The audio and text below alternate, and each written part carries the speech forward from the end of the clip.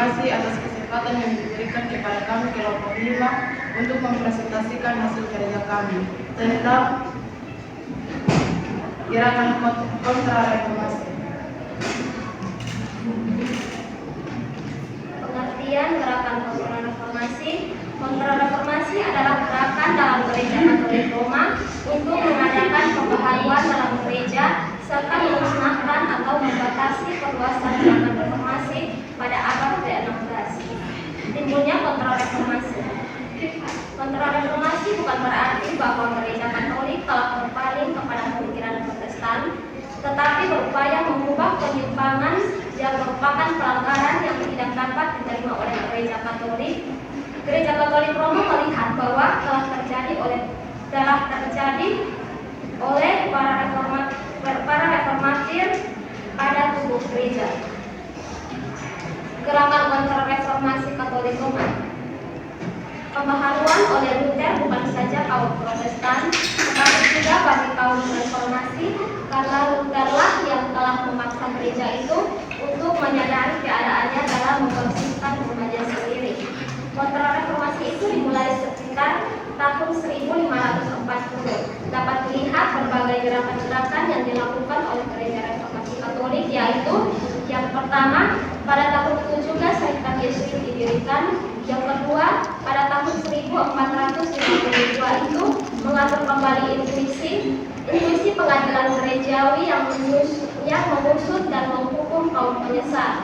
Dan yang ketiga, pada tahun 1545 sampai 2563 diadakan Konsili Trente yang menetapkan mana ajaran yang diakui oleh Roma dan mana yang sesat. Serikat Yesuit atau Societas Jesuit. Serikat kebiaraan didirikan oleh Ignatius dan Loyola bersama yang beromongannya pada tahun 1543, yaitu Franciscus Xaverius, Alfonso Salmeron, Diego Lainez, dan Nicolas Babadilla yang berasal dari Spanyol. Kemudian Pierre Prade dari Prancis dan Salvador Rodriguez dari Portugis. Di Indonesia serikat ini disebut dengan Serikat Yesuit. Para Yesuit mempunyai 3 tujuan utama, yaitu yang pertama, membaharui gereja dari dalam atau khususnya dari pendidikan. Yang kedua, memerangi penyesatan. Yang ketiga, membawa Injil kelas dunia kafir. Inkuisi 1542. Inkuisi adalah penghapusan pengajaran sesat lewat jalan pengajaran gereja. Pada mulanya penghapusan dilakukan melalui jalan ekskomunikasi. Awalnya hukuman badan dilarang oleh gereja, tetapi kadang para raja meminta harta berat penyesat. Inkuisi dibentuk pada tahun 1252 oleh Paus Publius untuk menghindari keputusan Kaisar Fredrik II bahwa tugas menangkap penyesat dipercayakan kepada pemerintah. Konsili Trente tahun 1599 sampai 1542 diadakan berbagai percakapan di Jerman antara teolog-teolog utama dari pihak Protestan dan Katolik Roma yang berusaha mencapai persetujuan. Kalangan gereja Katolik Roma menyebut konsili ini dengan sebutan Konsili Oekumenes ke-19. Meskipun dikatakan Oekumenes atau sedunia, 2/3 dari uskup yang hadir adalah orang Italia. Sidang pertama ini dimulai pada tanggal 13 Desember 1545.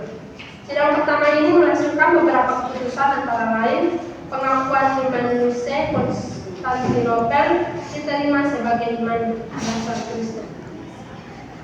Yang berikut tokoh-tokoh gerakan kontrareformasi. Yang pertama, John Eck pada tahun 1484 sampai dengan tahun 1543. Dilahirkan di Eck, Swabia pada tahun 1486. Ia menjadi doktor teologi pada usia 24 tahun dan menjadi guru di Universitas Ingolstadt, Bavaria. John Eck adalah seorang teolog yang sangat cakap, memiliki ingatan yang sangat tajam, pandai dalam berdebat, dan seorang yang sangat yakin akan kemampuan dirinya. Pada tahun 1518, Eck menulis suatu risalah yang yang mengkritik 95 dalil Luther.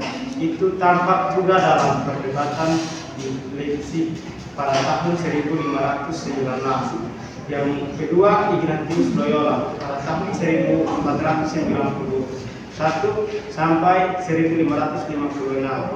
Dilahirkan dari keluarga bangsawan di istana Loyola, bosku yang bertemperamen berapi-api dan mempunyai kecintaan yang romantik akan kesatria.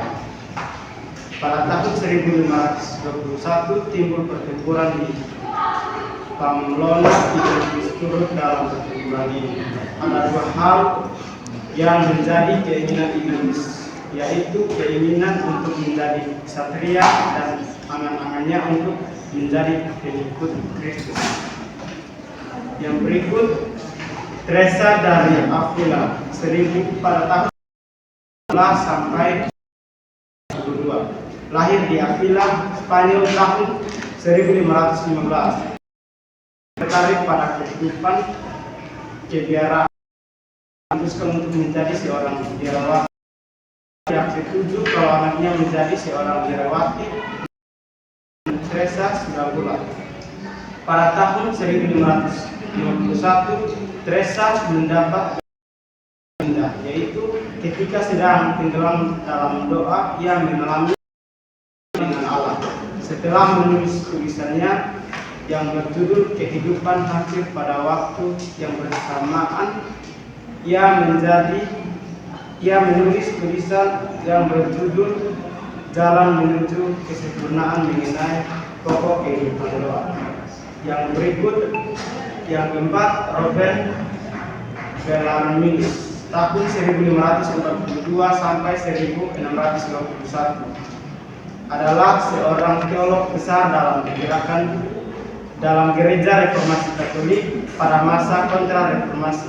Robert diangkat sebagai seorang guru dalam bidang teolog kontroversial di Kaplose, Roma.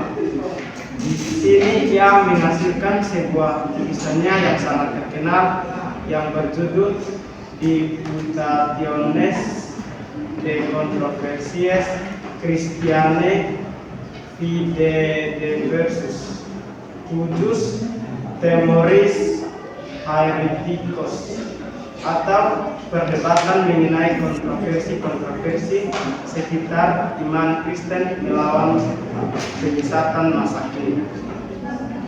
Yang berikut, intoleransi pada abad ke-16 dan ke-17 di Eropa. Pada abad ke-16 dan ke-17, intoleransi merajalela di Eropa, dan abad ke-18 penghambatan berada. Dasar tindakan kejam pihak Katolik Roma itu adalah bahwa tindakan kejam dari bahwa seorang penyesat dianggap sebagai seorang penjahat yang membunuh jiwa orang dan patut dihukum sama seperti seorang penjahat biasa. Intoleransi juga berlaku di bidang ilmu pengetahuan, sebagaimana Luther telah memutarbalikkan dunia agama dengan bertolak ilmu pengetahuan secara khusus ilmu alam dengan melancarkan teori bahwa bumi berputar mengitari matahari dan bukan sebaliknya.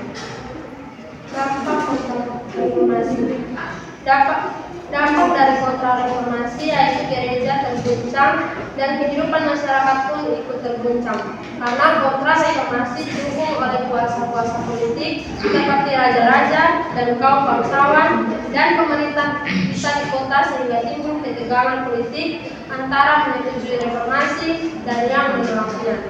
Hal ini menjadikan banyak orang demo akan kehidupan gereja dan para cendekiawan meninggalkan gereja.